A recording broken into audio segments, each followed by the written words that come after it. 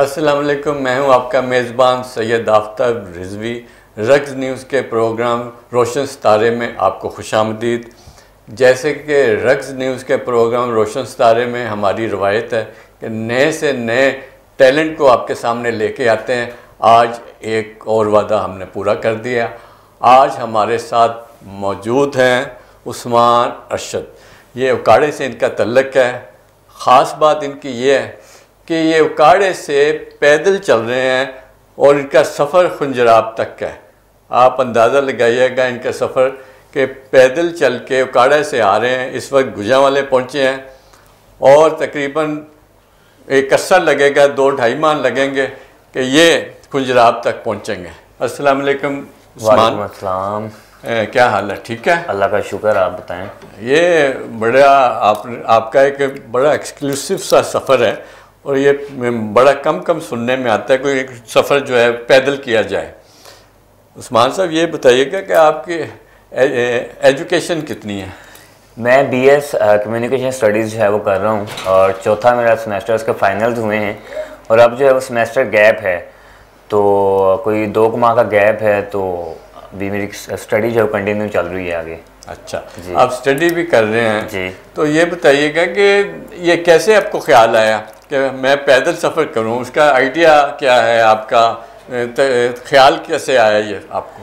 Travelling का मुझे शौक़ है। अभी तक मैंने कुछ ज़्यादा ट्रैवलिंग की तो नहीं है, लेकिन मैं चाहता हूँ कि पाकिस्तान देखा जाए और जब पाकिस्तान देख लूँगा तो फिर मैं चाहता हूँ कि पाकिस्तान के बाद बाकी कंट्रीज़ भी देखे जाएँ, लेकिन पहले पाकिस्तान देख लूँ उसके बाद बाकी कंट्रीज़। तो पहले थोड़ा बहुत जो है वो मैंने सफ़र किया है, लेकिन वो मैंने कार पर ही किया था और वो बाबू सर टॉप तक किया था। तो अभी जो है वो मैं दोबारा प्लान कर रहा था, लेकिन मेरा प्लान था पहले बाइक पर जो है वो टूर करने का, लेकिन बाइक के बाद अचानक जो है वो मेरा प्लान बदला है उसमें पैदल में, और वो ये सोच के कि बाइक पर या जब कार पर हम जाते हैं तो हम इतनी चीज़ों को जो है वो गहराई से बारीकी से नहीं नोट कर सकते, देख सकते, जैसे कि हम पैदल चलते हुए देख सकते हैं। तो इसलिए फिर मैंने पैदल चलने का फ़ैसला किया। लेकिन जब ये फ़ैसला किया तो जाहिर सी बात एक दफ़ा मेरे लिए भी था थोड़ा सा कि ये मुश्किल होगा, क्योंकि इतना लंबा सफ़र है, फिर इसमें टाइम भी चाहिए, बाकी बहुत सारी चीज़ें हैं, फिर घर वालों को कायल करना भी था, तमाम तरह चीज़ें। लेकिन बहरहाल मैंने पहले अपना इरादा किया, अपना इरादा करने के बाद फिर मैंने माँ जी को बताया, फिर वो अब्बू जी को पता चला, तो ऐसे करके फिर ये जो है वो मैंने इसको शुरू किया है। वो है वालिदैन तो हैरान तो हुए होंगे, भाई बहन वगैरह, उन्होंने रोका नहीं कि पैदल क्यों जा रहे हो, गाड़ी ले जाओ, बाइक ले जाओ?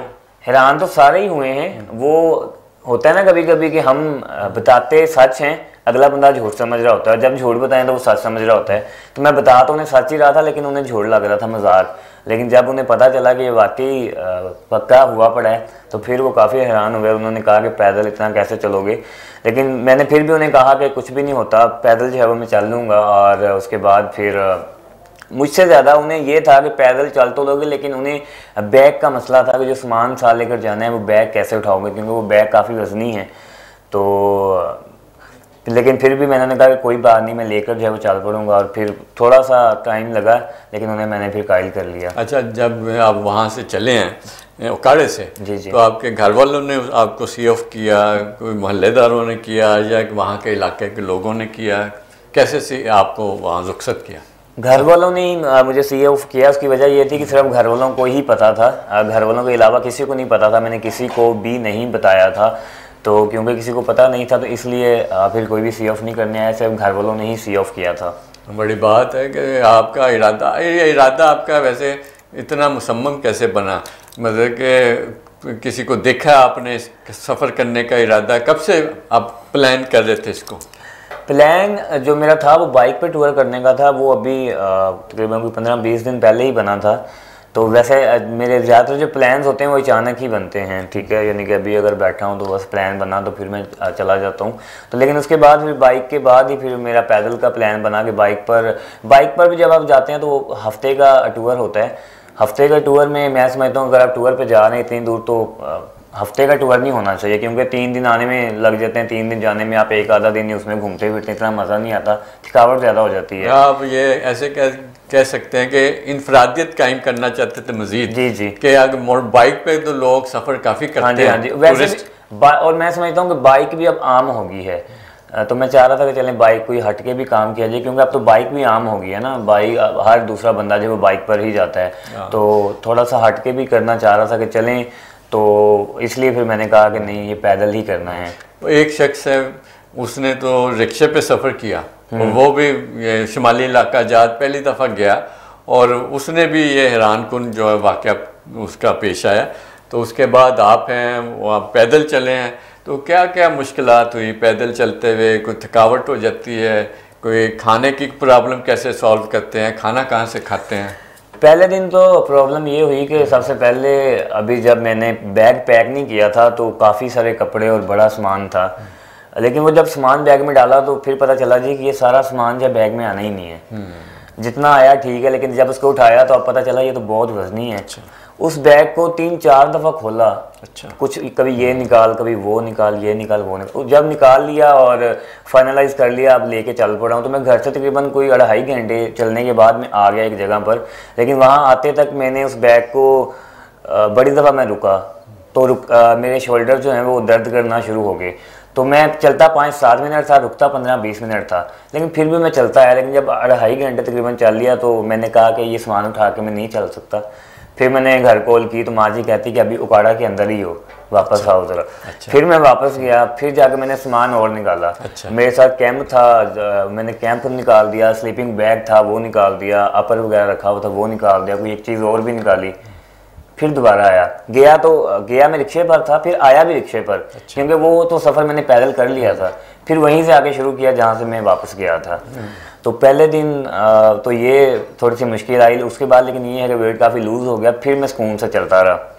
हाँ, तो सुनने में आया कि गुजरांवाले आते हुए पाँव में आज आपके छाले भी पड़े हुए हैं। छाले जी बिल्कुल, पहला दिन मेरा गुजर गया। दूसरा दिन मेरे पाँव में बहुत ज़्यादा मेरी टांगों में दर्द थी। वो जैसे एक बंदे में जान नहीं होती लेकिन उसे कोई पकड़ के घसीट रहा हो, ऐसे सूरत हाल थी। मैं ऐसे एक पाँव रख के, लेकिन उस दिन भी काफ़ी हिम्मत की, मुझे लग रहा था कि आज मैं इतना सफ़र नहीं कर पाऊँगा। पहले दिन क्योंकि मैंने लेट शुरू किया था तो मैंने किया था 32 किलोमीटर, तो अगले दिन मैं चला था 6 बजे। तो मेरी कोशिश थी कि आज ज़्यादा होना चाहिए, क्योंकि पहले दिन तो मैं चला ही लेट था।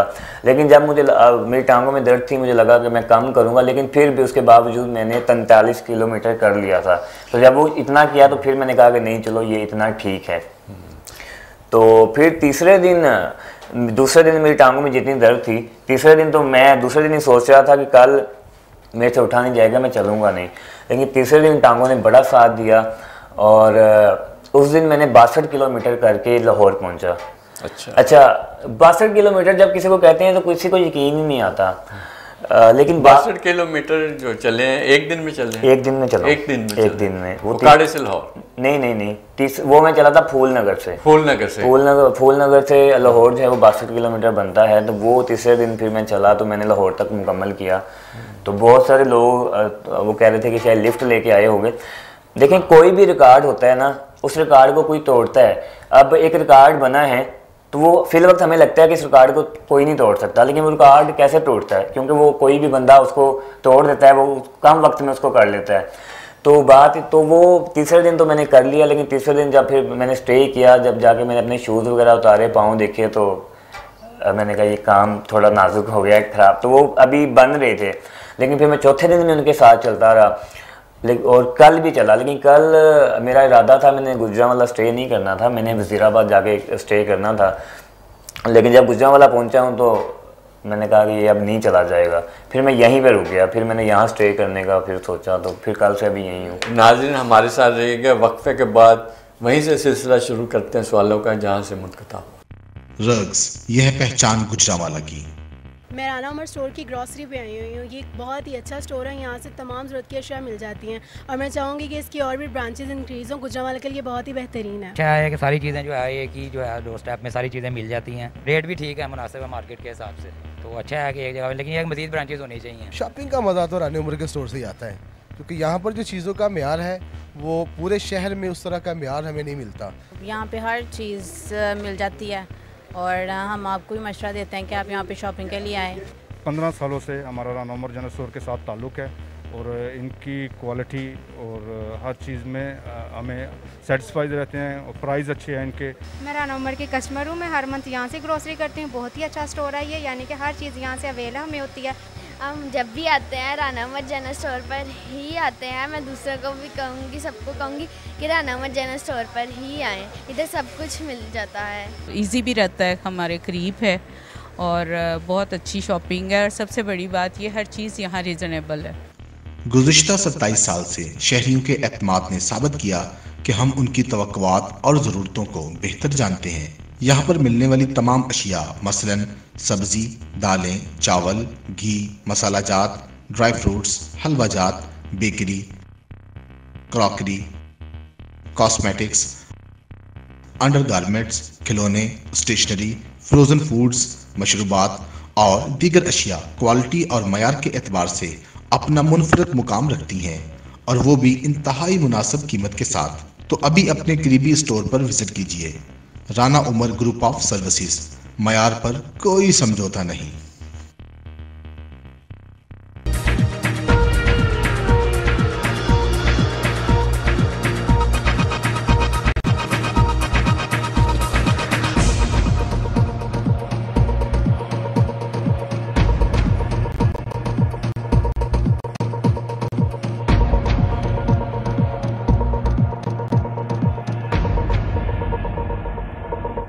वेलकम बैक नाजरीन।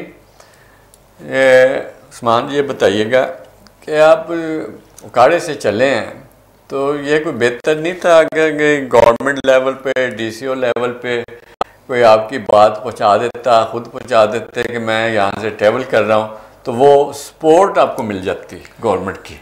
नहीं, ऐसा है कि मैं तो गवर्नमेंट के बारे में मैंने सोचा भी नहीं। मैं जब रास्ते में आया तो मुझे किसी लोगों ने, बड़े लोगों ने कहा कि शायद तुम कोई नाम बनाना चाह रहे हो या गवर्नमेंट से कुछ।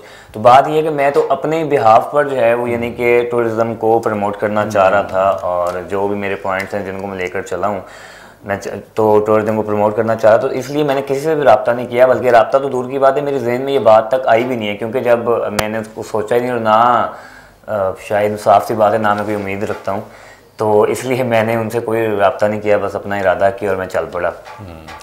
तो ये बताइए कि आपके मशागिल क्या क्या हैं इसके अलावा? इसके अलावा मशागिल ये हैं कि मैं रेडियो प्रेजेंटर हूँ। अच्छा। FM पे प्रोग्राम करता हूँ। अच्छा। तो इसके अलावा ये है कि शेर व शायरी पसंद है, अक्सर अच्छा। कभी सुन लेता हूँ। किसके शेर ज़्यादा पसंद है आपको? कोई एक नहीं है, क्योंकि जितने भी शायर हैं उन सारों की बहुत सारी शायरी। ज़ुबानी याद है? ज़ुबानी बहुत सारे याद हैं। ज़रा सुनाए, नाज़रीन को मज़ा आए। रब रब करदे बुढ़े हो गए मुल्ला पंडित सारे, रब रब करदे बुढ़े हो गए मुल्ला पंडित सारे, रब दा खोज खरा ना लब्बा सजदे कर कर हारे, अरे रब ते तेरे अंदर वसदा विच कुरान हिशारे, बुल्ले शाह रब ओनू मिलसी जेड़ा अपने नफ्स नू मारे। क्या बात है, क्या बात है, बहुत खूब। अच्छा, कोई गुलकार गीत वगैरह भी पसंद है कि आवाज़ से आपके लगता है कि कुछ आपको गुलकारी का हल्का फुल्का शौक सा? नहीं, शौक सुनने की हद तक ही है, गाता नहीं हूँ। कभी बाथरूम में नहीं गाया? वो तो फिर सारे ही हैं। तो आज ये समझ लें। नहीं ना, वो जिस चीज़ का है ही नहीं। आप मुझे कहेंगे जैसे मैं FM पे प्रोग्राम करता हूँ तो वो तो मैं चलें कुछ बोल, लेकिन वो कभी गाया ही नहीं घर में, तो वैसे चलें कभी कभी गा लेते हैं। तो FM में कैसे करते हैं जी प्रोग्राम? कैसे करता हूँ? कैसे करते हैं? उसमें मैं हाईवे ड्राइव भी करता था, वो फास्ट उसका होता है फॉर्मेट, उसमें फास्ट बोलना होता है। तो कभी कभी शेर व शायरी वाला भी करता था, उसमें फिर जो है आराम से आपने आगाज़ करना होता है, पूरा प्रोग्राम ही आपका जो है आहिस्ता आहिस्ता फिर चलता है आगे। शेर व शायरी, नज़में, उसमें कोई लतीफ़े वगैरह भी सुनाते हैं? नहीं, वो आपके लतीफ़ों वाली बात से बस मुझे याद आ गया, जब मैं शायरी वाला प्रोग्राम करता था तो अक्सर लोग मुझे कहते थे कि आप हंस नहीं रहे हैं। हाँ। तो मैं उन्हें कहता था कि शेर व शायरी वाला प्रोग्राम है तो मैं अब हंस के नहीं कर सकता, उसका एक अपना टेम्पो है। जब मैं फास्ट प्रोग्राम करता हूँ तो उसका अलग टेम्पो होता है, उसमें चलो कोई मजाक कर सकते हैं, कोई ऐसी वैसी, लेकिन जब शेर व शायरी वाला प्रोग्राम होता है तो उसका एक टेम्पो अलग होता है, उसको आपने उसी अंदाज में लेकर चलना होता है। तो उसमें तो फिर आप फास्ट वाले प्रोग्राम में कोई मजाक हो जाता था, लेकिन शेर व शायरी वाले में कोई मजाक नहीं होता है फिर वो प्रोग्राम में। ठीक है। ये बताइएगा, आप यहाँ से वहाँ से निकलते हैं तो रास्ते में आपको कोई एप्रिसिएशन मिलनी शुरू हुई है? आपने बताया था कि आपने पोस्ट लगाई थी एक दो चलते हुए फेसबुक पे। जी। तो क्या आपको उसकी एप्रिसिएशन मिली? मुझे अभी तक का जो रिस्पॉन्स है वो अनबिलीवेबल है। मुझे ये तो था कि लोग सपोर्ट करते हैं, मैंने क्योंकि देखा हुआ था, लेकिन जितनी अभी तक मुझे सपोर्ट मिली है लोगों ने दी है और हौसला अफजाई की है, मुझे इतना यकीन नहीं था। रास्ते में भी बड़ा लोगों ने सपोर्ट किया है। दूसरे दिन की जो बात है वो ये है कि दूसरे दिन जब मैं फूलनगर पहुँचा तो मैं फूलनगर से थोड़ा पीछे रुक गया था, एक स्टॉप था, क्योंकि मेरी उस दिन हालत ज़रा काफ़ी टांगें जो है थक गई थी। तो मैं मैसेजेस मुझे बहुत ज़्यादा आ रहे थे, क्योंकि चलते हुए मैं मोबाइल कॉल्स के अलावा नहीं इस्तेमाल कर रहा, क्योंकि जब आप मैसेज वगैरह टाइप करते हैं तो स्पीड स्लो हो जाती है आपकी और फिर ध्यान भी इधर उधर हो जाता है। तो वो फिर मैं बैठा हुआ था, तो अभी मैं सोच रहा था कि स्टे कहाँ करूँ, तो मैंने मैसेंजर जाके चेक किया तो मुझे आगे आया हुआ था मैसेज, वो फूलनगर आप मेरे मेहमान बने आज। तो वो जब वहाँ से ना तकरीबन 8 किलोमीटर का सफ़र था, लेकिन मेरे में हिम्मत नहीं थी, लेकिन मजबूरन मुझे फिर चलना था और उन्होंने कहा मैं बाइक लेकर आ जाता हूँ। मैंने कहा नहीं, मेरा सफ़र ही पैदल है। फिर मैंने अपने पाँव पे वज़न डाला, दोनों पे, मुझे फ़्लो में आते थोड़ा टाइम लगा, लेकिन मैं आ गया और फिर मैंने चला, फिर जाकर मैंने फूलनगर स्टे किया। यानी कि लोगों की बड़ी सपोर्ट है। मुझे अभी बहुत सारे मैसेज आ रहे हैं कि एबटाबाद में हमारे मेहमान बने, यहाँ पे हमारे साथ खाना खा लें, लोगों का अनबिलीवेबल रिस्पॉन्स है। और फिर मैं अभी इधर पहुँचा था, सुंदर पहुँचा था, तो फिर यहाँ पर भी एक भाई थे, उन्होंने कहीं मेरी पहली पोस्ट देखी थी, फिर वो आए मेरे पास, तो उन्होंने कहा कि आपके पास, उन्होंने सवाल किया, यानी नाम पूछा, हालचाल पूछा, और फिर उन्होंने कहा जी आपके पास क्या है खाने के लिए। मैंने कहा खजूरें। अच्छा। कहते आप इधर ही रुके। अच्छा। मुझे पता चल गया, मैंने कहा नहीं नहीं, कहते आप इधर ही रुके। वो गए हैं, वो जाके पानी लाए हैं, दूसरी ड्रिंक लाए हैं, कोल्ड ड्रिंक और कुछ लेज़ और ये वो लेज़ वगैरह मेरे पास अभी भी पड़ी हैं, मैंने खाई नहीं है। खाई तो वो मुझे दे के गए। ये वो चीज़ें हैं। उससे अलावा मैं पैदल जो सफ़र कर रहा हूँ वो मैं चल रहा हूँ दाईं जानिब। अच्छा। मामूली हम जब बाइक तरफ चलते हैं तो, लेकिन दाईं तरफ इसलिए चलना ताकि सामने की ट्रैफिक नजर आए। तो वो बाएं जानिब में एक रिक्शे वाला जा रहा था। अच्छा। उसने रिक्शा रोका, स्पेशल मुझे आवाज़ दी। मैंने उधर देखा तो कहता यार पैसे नहीं है तो आ जाओ, कोई मसला नहीं है। बड़ी बात। ये वो पॉजिटिविटी है, ये वो मुस्बत चेहरा है जो मैं यानी कि दिखाना चाहता हूँ। देखिए बात ये है कि नेगेटिव लोग हैं, बिल्कुल हैं, लेकिन उसका ये मतलब नहीं कि पॉजिटिव लोग नहीं है, ठीक है। तो ये वो मुस्बत चेहरा है। फिर वो भाई ने भी, फिर उन्होंने भी मुझे कहा, कहता है यार यहाँ से 32 किलोमीटर है, तुम हेलमेट पहन लो। अच्छा। पीछे बैठ जाओ, किसी को पता नहीं चलेगा। मैंने कहा कि नहीं, मेरा पैदल सफ़र है, मैंने पैदल ही करना है। तो ये इस तरह लोगों का अभी बड़ा रिस्पॉन्स है। फिर मैं लाहौर पहुँचा तो वहाँ पर लोगों ने बड़ी शानदार किस्म से उन्होंने इस्तकबाल किया। उसके बाद फिर कल यहाँ कल मुरीद के किया गया, पहले मेरा इस्तकबाल, फिर आगे जो है वो किया गया, गुजरांवाला में भी किया गया, ठीक है। मतलब मुरीद के परसों किया गया था। परसों मैं मुरीद के पहुंचा, वहाँ इस्तकबाल हुआ, फिर मैं कामों की पहुंचा, तो कल जब गुजरांवाला पहुंचा तो यहाँ पर भी इस्तकबाल किया गया। अच्छा, ये सारे रास्ते में सबसे ज़्यादा आपको खुशामदीद कहाँ का, जिसका मज़ा आपको आया? मज़ा जो है वो मुझे लाहौर वालों ने किया तो तब भी बड़ा मज़ा आया, क्योंकि मुझे वो मेरे ज़हन गुमान में नहीं था ना कि इस तरह से मुझे इस्तकबाल किया जाएगा।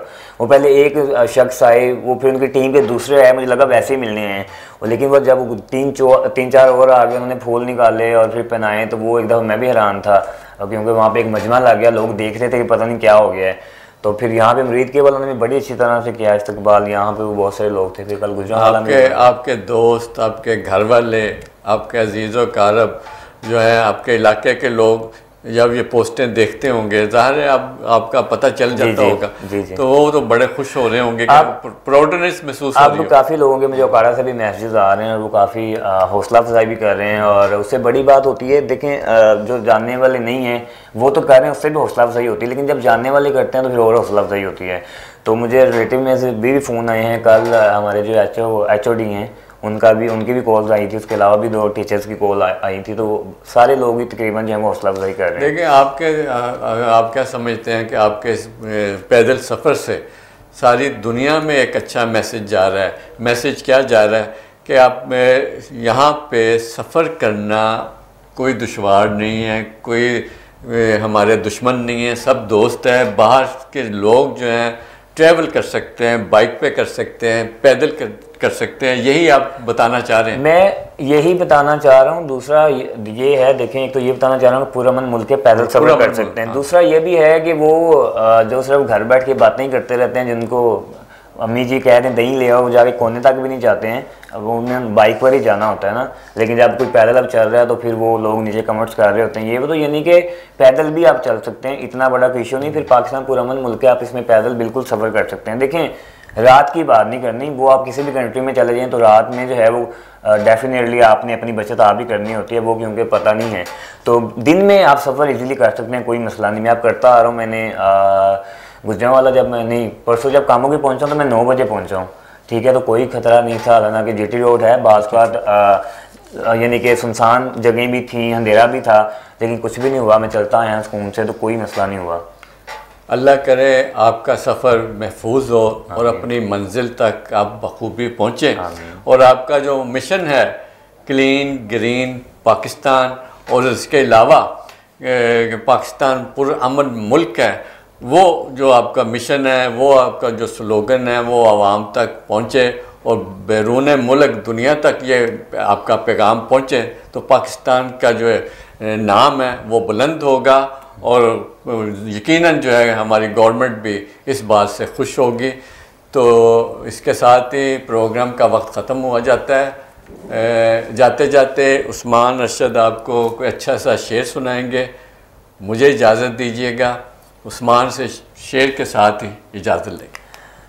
मेरी तन्हाई देखेंगे तो हैरत ही करेंगे लोग, मेरी तन्हाई देखेंगे तो हैरत ही करेंगे लोग, मोहब्बत छोड़ देंगे या मोहब्बत ही करेंगे लोग। रग्स, यह पहचान गुजरांवाला की। मैं राना उमर स्टोर की ग्रॉसरी पे आई हुई हूँ। ये एक बहुत ही अच्छा स्टोर है, यहाँ से तमाम ज़रूरत की अशिया मिल जाती हैं और मैं चाहूँगी कि इसकी और भी ब्रांचेज इंक्रीज़ हों। गुजरांवाला के लिए बहुत ही बेहतरीन है। अच्छा है कि सारी चीज़ें जो है एक ही जो है डोर स्टेप में सारी चीज़ें मिल जाती हैं, रेट भी ठीक है, मुनासिब है मार्केट के हिसाब से। तो अच्छा है कि एक जगह, लेकिन एक मज़ीद ब्रांचेज होनी चाहिए। शॉपिंग का मज़ा तो राना उमर के स्टोर से ही आता है, क्योंकि यहाँ पर जो चीज़ों का म्यार है वो पूरे शहर में उस तरह का म्यार हमें नहीं मिलता। यहाँ पे हर चीज़ मिल जाती है और हम आपको भी मशवरा देते हैं कि आप यहाँ पे शॉपिंग के लिए आएँ। 15 सालों से हमारा राना उमर जनरल स्टोर के साथ ताल्लुक़ है और इनकी क्वालिटी और हर चीज़ में हमें सेटिस्फाइड रहते हैं और प्राइस अच्छे हैं इनके। मैं राना उमर की कस्टमर हूँ, मैं हर मंथ यहाँ से ग्रोसरी करती हूँ। बहुत ही अच्छा स्टोर है ये, यानी कि हर चीज़ यहाँ से अवेलेबल हमें होती है। हम जब भी आते हैं राना उमर जनरल स्टोर पर ही आते हैं। मैं दूसरों को भी कहूँगी, सबको कहूँगी कि राना उमर जनरल स्टोर पर ही आएँ, इधर सब कुछ मिल जाता है। इजी भी रहता है, हमारे करीब है और बहुत अच्छी शॉपिंग है और सबसे बड़ी बात ये हर चीज़ यहाँ रीज़नेबल है। गुज़िश्ता 27 साल से शहरियों के एतमाद ने साबित किया कि हम उनकी तवक्कुआत और ज़रूरतों को बेहतर जानते हैं।